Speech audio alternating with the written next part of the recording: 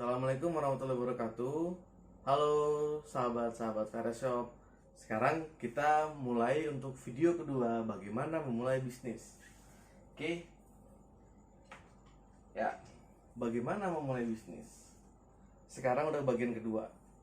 Yang harus diketahui sahabat-sahabat dalam memulai bisnis adalah ada di pasar mana sih sebenarnya sahabat-sahabat ini.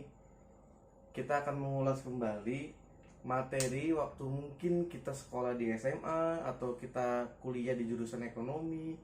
Ini materinya sudah pernah diajarkan atau pernah dijelaskan. Cuman biasanya kita itu nggak paham. Oh, ini loh ternyata fungsinya untuk kita mengetahui. Ya. Jadi ceritanya pasar itu ada namanya pasar persaingan sempurna. Apa tuh mas pasar persaingan sempurna? Yang jelas ini yang paling idealnya kayak begitu. Dia paling cirinya yang pertama adalah tanpa merek. Ya.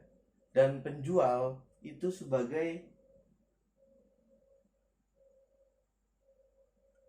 hanya sebagai price taker, hanya menerima harga. Jadi penjual bukan price maker, tapi hanya sebagai price taker, penerima harga. Contohnya apa nih mas pasar persaingan sempurna? Oke, kalau kita biasa ke pasar tradisional, kita melihat sayur, ya, sayur, wortel, tomat, di mana wortel dan tomat itu tanpa merek. Itu yang kita sebut dengan pasar persaingan sempurna. Dan penjual di sana hanya menjual sesuai dengan harga pasaran pada saat hari itu. Misalkan tomat 1 kilo 20.000 ya dijual 20.000. Dari sini sampai lapak sebelah sana harganya sama-sama 20.000. Oke.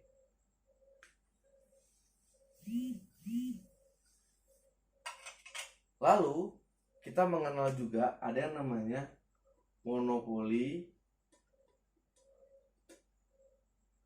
Ada lagi namanya oligopoli. Ada lagi yang namanya monopoli, oligopoli, ada lagi duopoli. Oke. Monopoli ini jelas dia hanya satu perusahaan.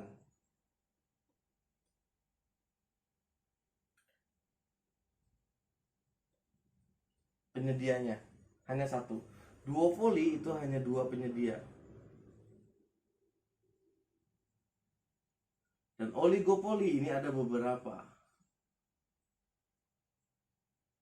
Jadi hanya beberapa penjual perusahaan. Monopoli satu perusahaan, duopoli dua perusahaan, oligopoli beberapa.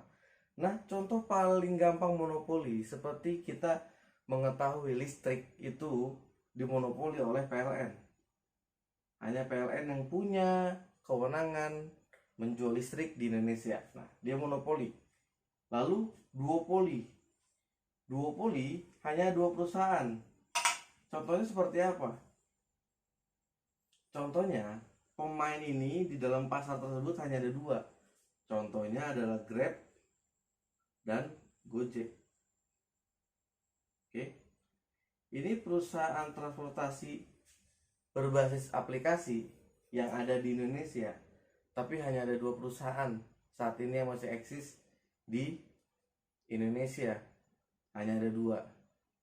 Yang lain ada tapi kayaknya nggak besar. Jadi hanya ada dua perusahaan di dalam market yang sama. Ya, itu duopoli.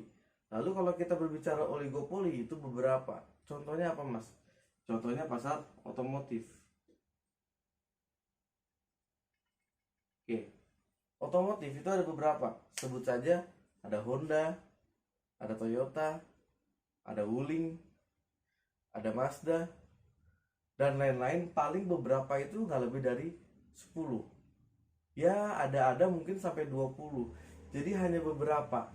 Oligopoli itu pasarnya beberapa. Lalu banyak perusahaan di Indonesia ini atau di dunia ini jenisnya adanya di mana? Nah, oke. Ini pasar yang kita akan lakukan atau kita akan memulai bisnisnya di dalam pasar tersebut.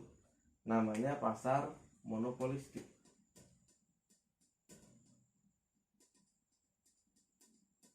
Oke. Pasar monopolistik itu ada banyak penjual.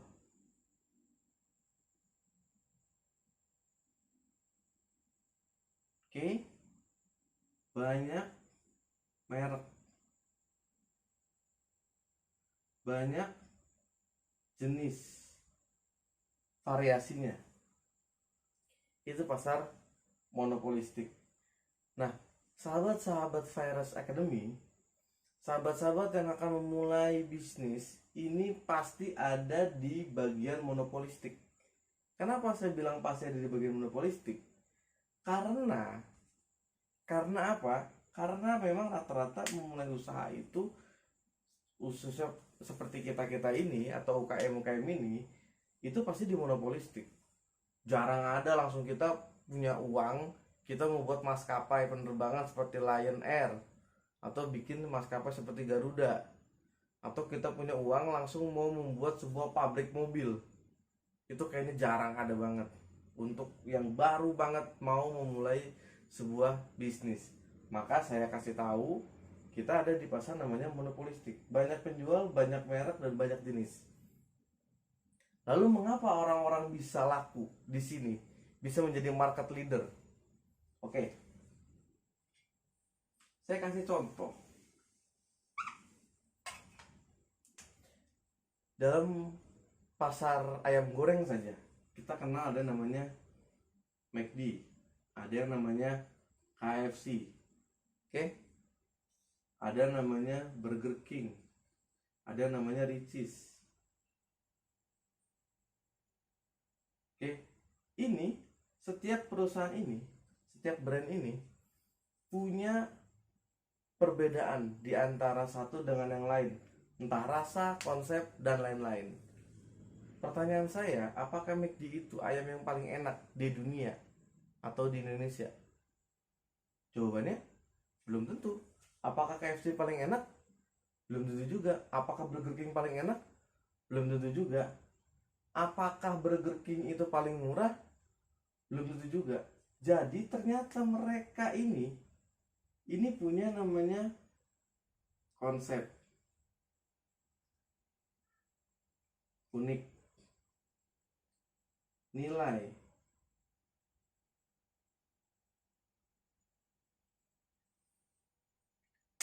jadi semua perusahaan ini mempunyai konsep yang jelas, mereka unik, dan mereka punya nilai apa yang diberikan kepada konsumen mereka supaya mereka laku.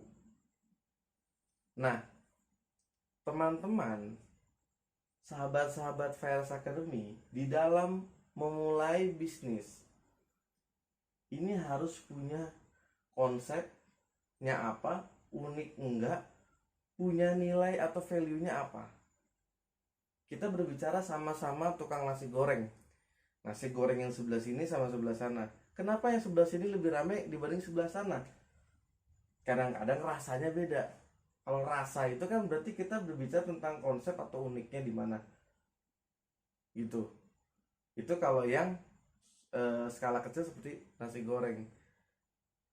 Tapi kalau kita bicara yang lebih besar kayak tadi, misalkan McD atau KFC, itu aja mereka sudah punya nilai atau value konsep yang berbeda.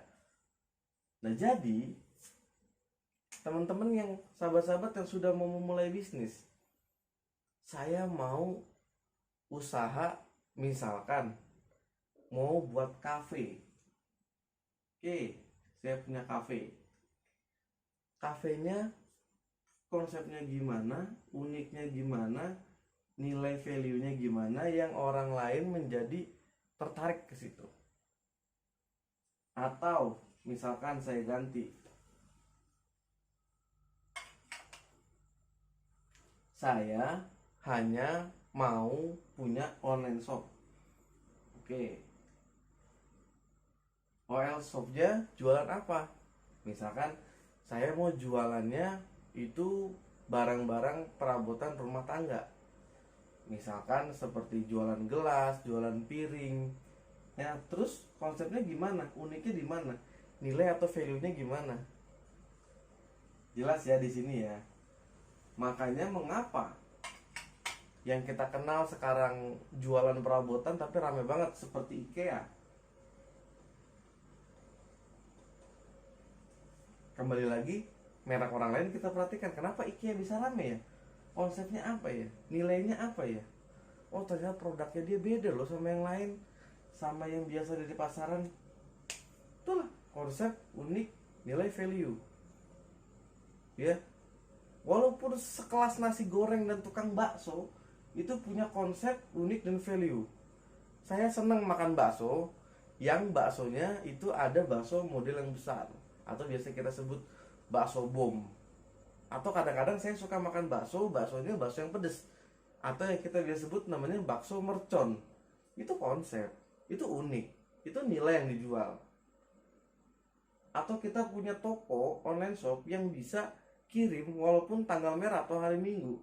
Itu nilai, itu value yang berbeda.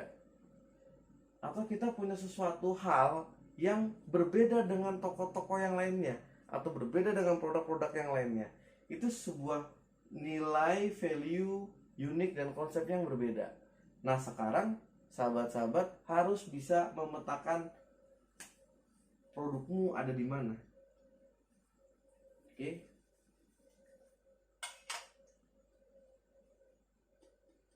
Produkmu,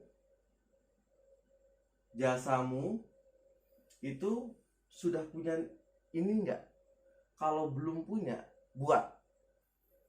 Karena kalau tidak punya ini, percuma kita melakukan starting sebuah bisnis. Walaupun bisnis yang kita bahas waktu kemarin harus based on hobi, ya kan? Setelah itu kita harus mengetahui bahwa kita punya konsep apa, uniknya di mana, nilai value-nya apa. Nah, sekarang teman-teman harus membuat itu, mengkonsep itu dari sekarang. Bisa nggak kita diskusi? Bisa banget. Diskusinya kita di channel Telegram. Di mana channel Telegram itu kita ada di sini, ya. t.me/sahabat Faires Academy. Oke? Kita tunggu untuk diskusi bareng.